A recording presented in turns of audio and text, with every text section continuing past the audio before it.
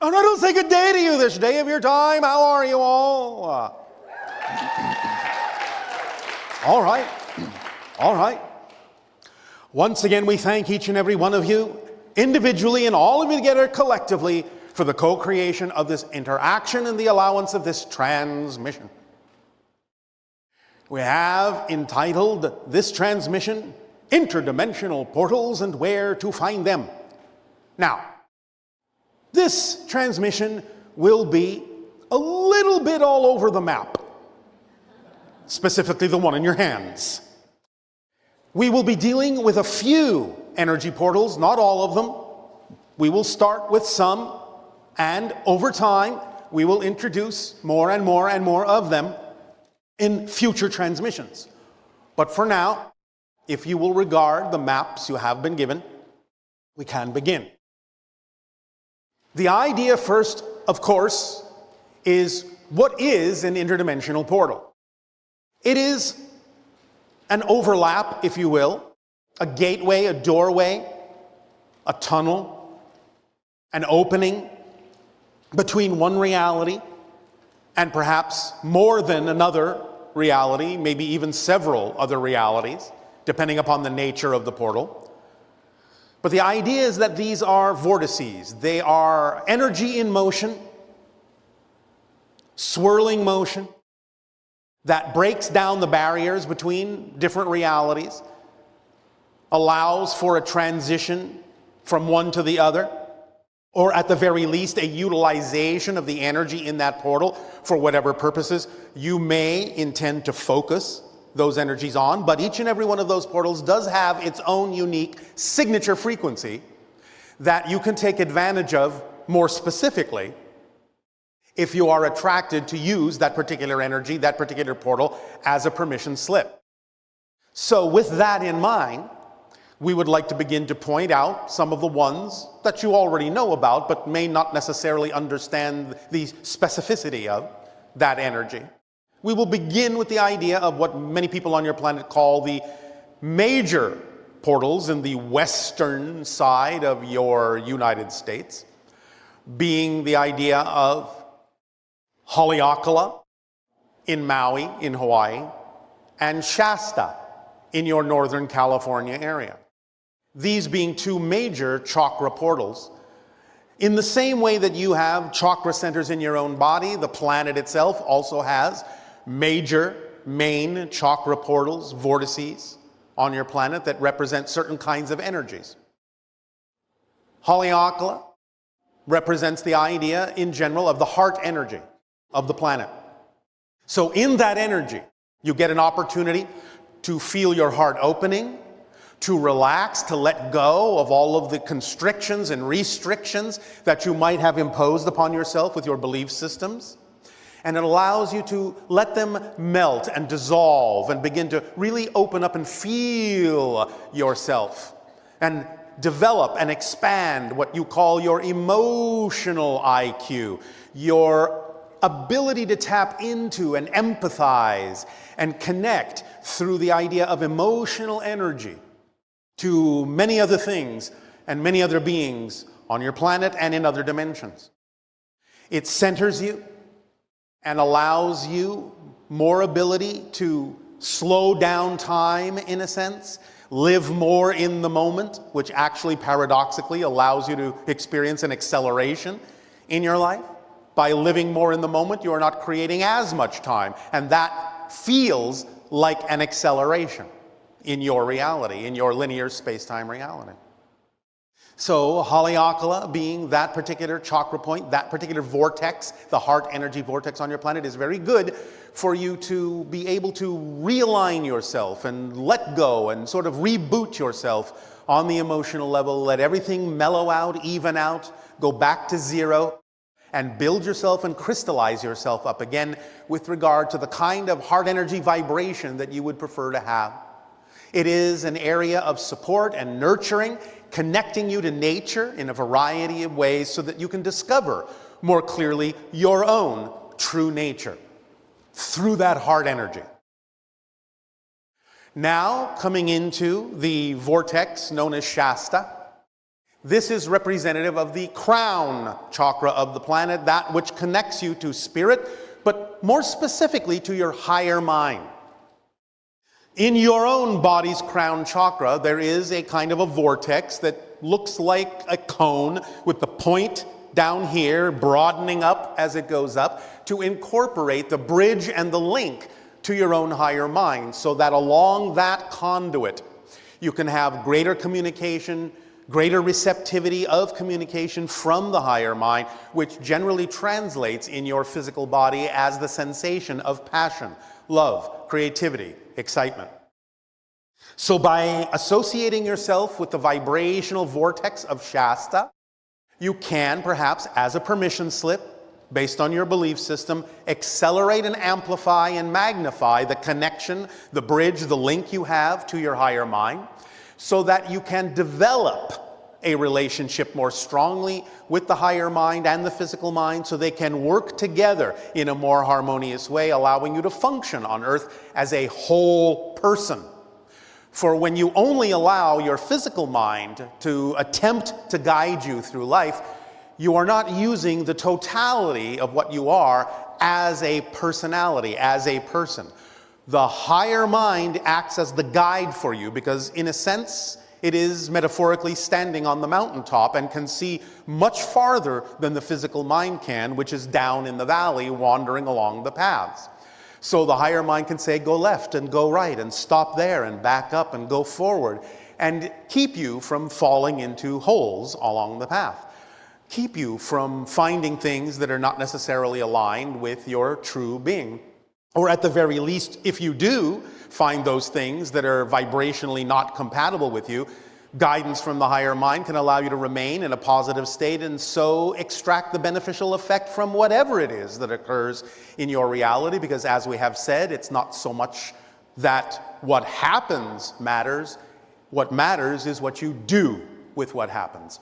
And the idea of Shasta can create a stronger bond, a stronger link, and a stronger bridge vibrationally and energetically, and allow you to function as a whole person with the physical mind and the higher mind working in harmony, working together, and communicating very freely one to the other.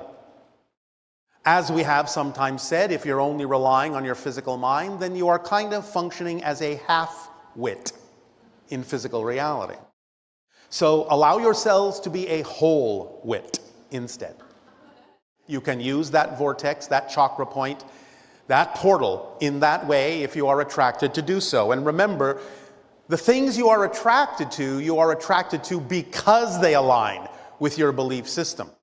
That's why the attraction is there. That's the magnetic pull that tells you, for right now at least, that particular permission slip is aligned sufficiently with your belief system to allow you to take advantage of it in such a way as to actually alter your belief system and allow you to give yourself more permission to be more of who you are. Now, let's come down to the idea of what might be called the sort of smaller portals in that sense. None of them are less important, but they have a little bit more distinctiveness and specificity about what it is they represent. And we're going to start down in the vortex and the portal that is labeled on the map as Roswell. Obviously, many of you know that this is associated with the idea of UFO activity and the beginning of the revelation of the existence of extraterrestrial beings on your planet and observing your planet and interacting with your planet in a variety of ways. It has come to symbolize the beginning of the era of your real conscious awareness of the existence of extraterrestrial beings. And therefore, Roswell itself represents and has been given the embodiment of the vibration of extraterrestrial energy and things that have to do with extraterrestrial information and relationship. So that particular vortex is good for magnifying, guiding, directing, focusing, and amplifying any ideas that you may wish to expand upon within your own relationships and connections to extraterrestrial energy, which you all have to some degree, or we probably wouldn't be having this conversation with you. So you can use the Roswell vortex in this way, if you wish. Now you see, going up into the idea of Santa Fe, that this particular vortex has to do with what's called ancestors, and this can mean a number of different things. This is more the idea of ancient connections on your planet, and not only ancestral connections to spirits that may be guiding you, spirit guides, so on and so forth, soul family members, so on and so forth, but also connects to intra-dimensional beings that we have talked about before, called the kachinas, who live in a dimension that is actually in between other dimensions, and form a kind of ancestor soul energy that connects you to the earth in a variety of natural ways. In Santa Fe, you can not only connect to these ancestor spirits and the kachinas very strongly, but also get in touch with Gaia itself in a very unique way, with the consciousness of the planet, of Earth itself, expressing itself in a very unique way as it connects to other dimensions and has communication and dialogues with these kinds of beings, spirit guides and kachinas and so forth. So this is a very reverential kind of energy, in a sense, a very introspective kind of energy that allows you to really get in touch with your connections to the earth, your connections to your spirit guides, your connections to your ancestor spirits, your connections to your soul family, and your connections to the kachinas that bring about connections emotionally to many different kinds of things and patterns on your planet, such as the weather, and many other kinds of expressions of collective energy on your planet. So, in going to Santa Fe, if you are attracted to do so, you can strengthen the bonds of that understanding and dig more deeply down into your own inner being as it relates to these other beings that we have just mentioned, and the earth itself. Now we go up to an area that is generally referred to as Canyonlands, but specifically the idea of Upheaval Dome. Upheaval Dome is actually an impact crater on your planet and connects to the idea of interdimensional energy, not only coming from space in that sense, but coming through and cracking open into different dimensions, a very strong, powerful electromagnetic portal that can have very profound and maybe sometimes even dizzying or disorienting effects on you as you stand in its energy, and it attempts to reorient you to different dimensional experiences within your own consciousness. So for those seeking a much, much more different kind of spiraling orientation and more awareness of different dimensions as they overlap with your reality, Upheaval Dome is very good for this and getting in touch with the different kinds of cosmic energies that exist throughout the multiverse and tapping into those other dimensional consciousnesses that can communicate with you in a very different way than an extraterrestrial being could. This is something that transcends space and time in a very unique way and can orient you to something very profound within your being and within your consciousness and awaken things you had not possibly even imagined before that would relate to you and the connections that you may have to higher dimensional realities. And now we come to the idea that you call Las Vegas. The idea is that this is the portal of probabilities. You have perhaps begun to notice that some of the reasons that certain cities exist in these areas is because of the nature of the energy portal in that area. Even though many people who may have started those cities may not have been completely conscious of this, they are attracted to those areas and built those cities in those areas because of the nature of the energy there. And what better place to put your Las Vegas than in the portal of probabilities? This is where the wheel spins and all bets are off, and you can really start to design your reality and get in touch more consciously with how you can allow the probabilities to build up in a synchronistic way so strongly that you experience a very different kind of way of having synchronicity in your life and the things that are being attracted to you and how they can be used in a variety of different ways than you may have originally conceived of them. So this opens the floodgates, opens up the probabilities, allows you to play with the idea of changing probabilities. As we have said, there really is no such thing as a prediction of the future, but there is a sensing at the present of the strongest energy that may exist at the moment of the prediction. And if you understand what the probability energy is of any given moment, then you can decide whether or not to maintain that probability level or whether to change that probability energy for yourself. So it gives you a sense of opening up all these different possibilities and probabilities for yourself and really guiding yourself into the reality that you really prefer. It's like having a skeleton key that unlocks you from any particular probability and really allows you to crystallize into yourself the probabilities that are certainly more representative of who it is you prefer to be and the reality that goes along with that. And therefore, that is that particular portal. And now we come to the idea of a portal that encompasses the areas of Los Angeles and where we are speaking to now in your Anaheim. This is the portal of parallel realities. And I'm just going to say one thing to illustrate this point. Why do you think Disneyland is here? It presents you with the idea of different realities in one location. And as you wander through that particular environment, you are exposed to different kinds of ideas, different kinds of realities, different kinds of scenarios and environments all in one place to show you that in the portal of parallel realities, and of course this is true for the idea of Los Angeles, the city of angels, the city of dreams, that there are many different expressions of different parallel realities all overlapping in one location, so that you can pick and choose the parallel realities that really suit you best and also be exposed to different parallel realities to give you an opportunity to pick and choose things you may not have considered to be viable for you, but by being exposed to them, by being presented with them, you may find that you take a liking to a particular expression of a parallel reality because parallel realities infuse themselves and overlap themselves into any given one reality experience because you're not really ever just experiencing one reality. As we have said, what you consider to be one reality is actually composed of billions of different parallel reality shifts every single second.